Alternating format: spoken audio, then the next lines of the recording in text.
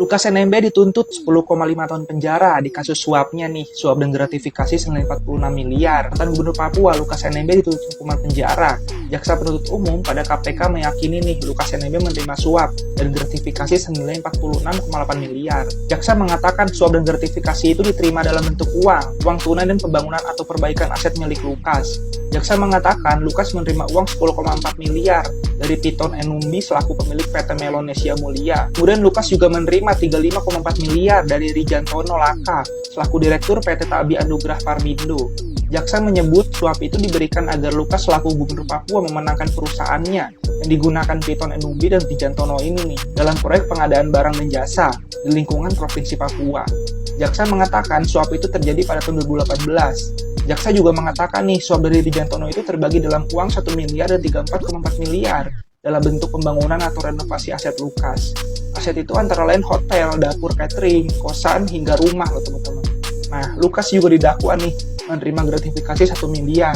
Duit itu diterima Lukas dari Budi Sultan selaku Direktur PT Indo Papua. Nah, gimana menurut kalian soal tuntutan ini?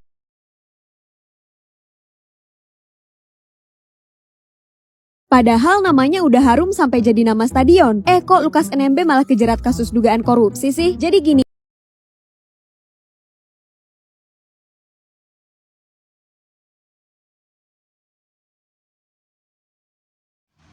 Assalamualaikum warahmatullahi wabarakatuh. Perkenalkan, nama saya Nisa Midah dari Prodi Pendidikan Sosiologi dan Antropologi dengan NIM 2303070016.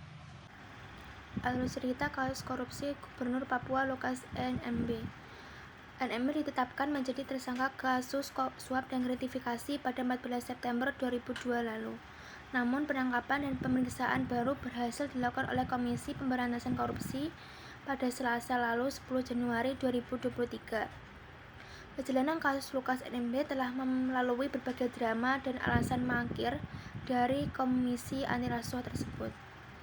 Tahun 2017, dugaan suap dan gratifikasi yang dilayangkan kepada Lukas berawal dari laporan pusat pelaporan dan analisis transaksi keuangan terkait adanya pengelolaan uang tak wajar. Transaksi yang dilakukan Lukas mencapai ratusan miliar rupiah, antara lain setoran tunai ke kasino Singapura hingga pembelian tunai jam tangan mewah. Di tahun yang sama, Bareskrim Polri melakukan pemeriksaan terhadap kasus korupsi pengelolaan anggaran pemerintah Provinsi Papua periode 2014 sampai 2017. Kasus ini berhubungan dengan sejumlah proyek yang bersumber dari anggaran pendapatan dan belanja daerah Provinsi Papua. 5 September 2022, setelah 5 tahun, KPK menetapkan Lukas NMB sebagai tersangka kasus suap dan gratifikasi senilai 1 miliar. Sejak ditetapkannya sebagai tersangka, pendukung Lukas bergerak melawan. 11 September 2022, KPK memanggil Lukas untuk pemeriksaan, tetapi ia tidak datang dengan alasan sakit. 23 September 2022, tim dokter Lukas meminta penundaan penyidikan dengan membawa dokumen medis. 25 September 2022, KPK menjadwalkan pemeriksaan kedua, tetapi Lukas lagi-lagi datang dengan alasan sakit. Ia meminta untuk KPK memeriksa di lapangan sesuai permintaan masyarakat adat Papua. 26 September 2022, pengacara Lukas Stefanus Roy Rening mengklaim bahwa kliennya memiliki tambang emas sebagai jawaban dari pertanyaan KPK terkait sumber uang Lukas. Namun, dalam laporan harta kekayaan penyelenggara negara LHKPN yang dilaporan Lukas, tidak terdapat perusahaan tambang emas di dalamnya. Melihat LHKPN yang terakhir dilaporkan Lukas pada 31 Maret 2022 untuk periode 2021 adalah sebesar 33,78 miliar. Sebagian besar harta miliknya berasal dari tanah dan bangunan serta transportasi dan mesin. Total kekayaan tanah dan bangunan Lukas mencapai 13,6 miliar. Ia dikenal sebagai pemilik 6 bidang tanah dan bangunan terbesar di kabupaten atau kota Jayapura. Di samping itu, total kekayaan transportasi dan mesin miliknya mencapai total aset 932,48 juta. Kendaraan yang dimiliki Lukas adalah mobil Toyota Fortuner, mobil Honda Jazz, mobil Toyota Land Cruiser, dan mobil Toyota Camry. Jika dibandingkan pada LHKPN periode 2020, total kekayaan Lukas NMB hanya 31,78 miliar, yang artinya terjadi peningkatan kekayaan sebesar 2,5 miliar dalam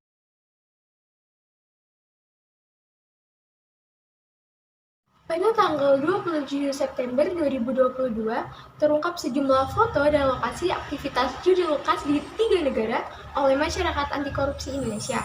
Namun, pengacara Oles Yusran Warin menjelaskan bahwa kliennya bermain judi hanya untuk hiburan. Kemudian, pada tanggal 3 November 2023, Ketua KPK Firly Bahri bersama tim penyidik dan Ikatan Dokter Indonesia datang ke kediaman Lukas untuk memeriksanya. Pada tanggal 5 Januari 2023, Direktur PT Tabi Bangun Papua Rizatan Laka, sebuah perusahaan konstruksi, ditahan oleh KPK dan ditetapkan sebagai tersangka yang memberi suap kepada Lukas NMB. Kemudian pada 10 Januari 2023, Lukas ditangkap oleh KPK di rumah makan di Kota Jayapura, Papua.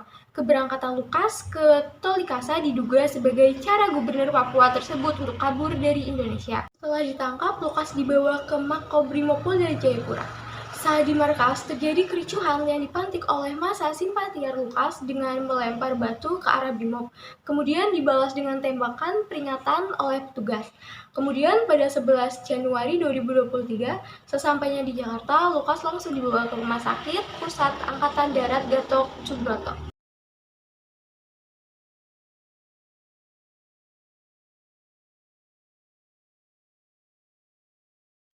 Hasil persidangan kasus korupsi Lukas NMB. Jaksa Penuntut Umum KPK menuntut majelis hakim menyatakan Lukas NMB terbukti secara sah dan meyakinkan bersalah melakukan tindak pidana korupsi.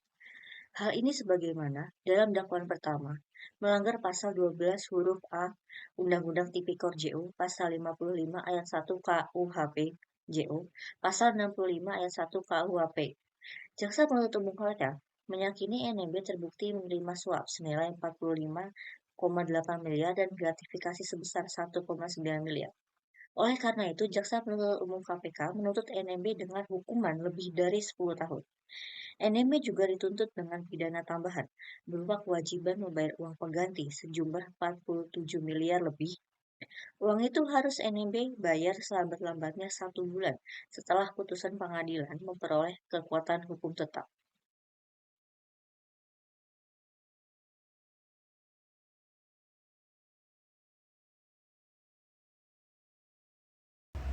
Baik teman-teman, setelah membahas kasus mantan Gubernur Papua Lukas NMB, mengingatkan kita pada kasus korupsi yang dilakukan oleh Menteri Juliari Batubara yang terlibat pada kasus bansos COVID-19 yang terjadi 2020.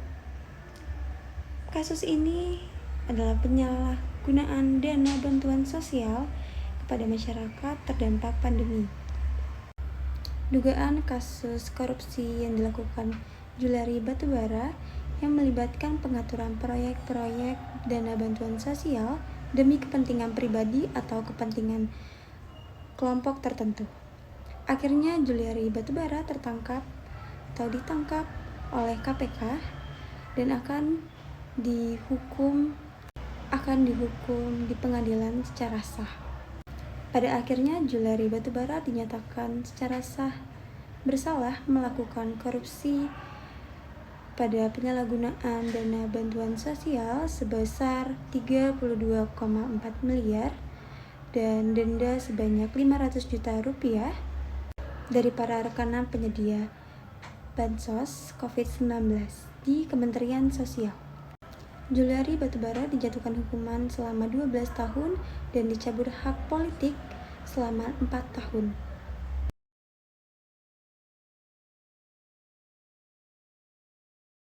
Perkenalkan, saya Ramusil Caksono dari Prodi BIPS dari 121. Saya akan menjawab pertanyaan nomor 4. Lukas NMB adalah seorang gubernur yang ada di Provinsi Papua. Lukas NMB terjerat kasus korupsi yaitu izin reklamasi dan penanganan pesawat helikopter yang nilainya kontroversial. Lukas NMB diperiksa oleh KPK dengan cara penyelidikan, penuntutan, dan persidangan di pengadilan.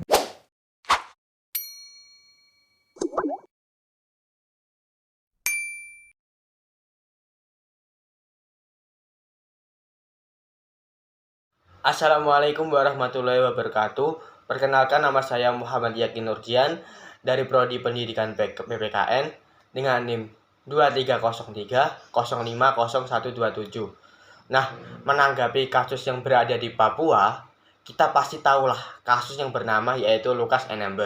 Nah, tapi sebelumnya siapa sih Lukas NMB itu? Nah, di sini kita bakal bahas dulu. Lukas NMB itu adalah tokoh gubernur yang berada di daerah Papua. Bahkan, salah satu stadion yang berada di Papua yaitu pernah diganti nama menjadi Lukas NMB. Saking terkenalnya di daerah Papua. Sebelumnya, Lukas NMB itu dikenal dengan orang yang sangat penting itu loh di daerah Papua. Tapi Lukas NMB sekarang terduga dengan kasus korupsi atau menerima uang suap senilai 4,8 miliar dan gratifikasi 1,9 miliar.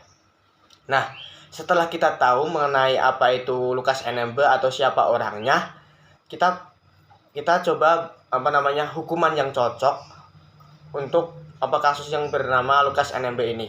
Nah, apa sih hukuman yang cocok untuk kasus korupsi seperti Lukas NMB ini? Gini, menurut hukum pasal 603, setiap orang yang secara melawan hukum melakukan perbuatan memperkaya diri sendiri, orang lain, atau koperasi yang merugikan keuangan negara atau perekonomian negara dipidana dengan hukuman paling panjang itu seumur hidup atau paling singkat itu 2 tahun dan paling lama itu 20 tahun. Itu menurut pasal 603. Selanjutnya ada pasal 2 Undang-Undang Tipikor. Pasal 22 Tipikor menyebut hukum penjara bagi koruptor paling sedikit itu yaitu 4 tahun penjara. Dan maksimal hukuman penjara bagi koruptor adalah 20 tahun. Selain itu, Undang-Undang Tipikor mengatur denda bagi koruptor paling kecil dengan harga 200 juta.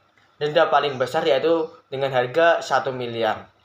Nah, itu adalah hukum yang pas untuk Lukas NMB menurut undang-undang secara hukum. Gitu. Jadi kita bisa menyimpulkan bahwa Lukas NMB itu dengan kasus korupsi seharga atau senilai 4, berapa miliar tadi itu pantas dengan hukuman dengan pasal 603 atau dengan hukuman seumur hidup. Itu menurut hukum gitu teman-teman. Jadi itu saja menurut pendapat bagi kelompok kami dengan hukuman yang tadi. Saya ucapkan terima kasih. Assalamualaikum warahmatullahi wabarakatuh.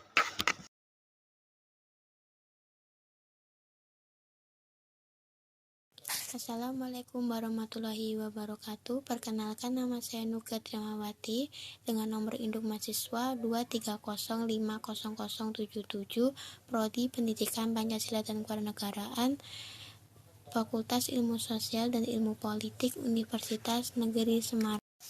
Menurut opini saya tentang kasus ini adalah Lukas NMB berhak mendapatkan hukuman yang pantas sesuai undang-undang, yaitu pasal 12A dan pasal 12B Undang-Undang Nomor 31 Tahun 1999 tentang Pemberantasan Tindak Pidana Korupsi Janko, pasal 55 ayat 1 ke 1 KUHP JU.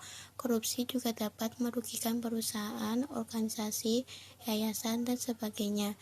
Sekian dari saya. Wassalamualaikum warahmatullahi wabarakatuh.